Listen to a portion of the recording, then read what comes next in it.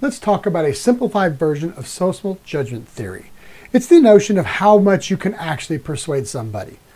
So when we look at this, we can see that this bar right above my head here, that we have strongly agree down to strongly disagree. In between, we've got meh, kind of the neutral. We don't know one way or the other.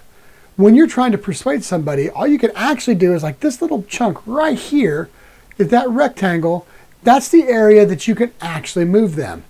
So if I decided that I was going to do trying to prevent gun sales or trying to ban firearms or something, and I'm at a NRA rally, how far do you think I can actually persuade them to give up guns or move guns? Depending on the extremists, I may not be able to budge them at all.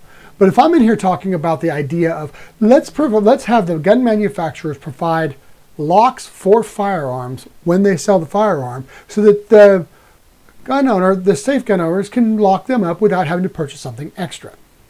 And I'm trying to get legislation to pass that way, and I want NRA behind me.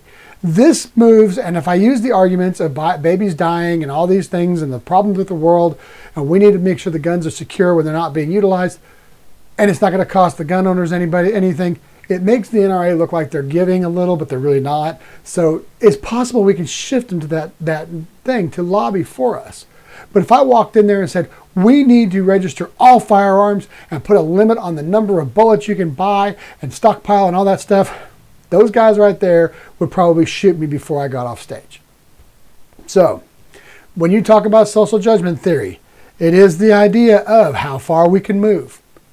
So when you think about it, when you get ready to do your persuasive speech or when you're trying to persuade someone to do something, you've got to remember where they're at to start with to know how far you can actually move them.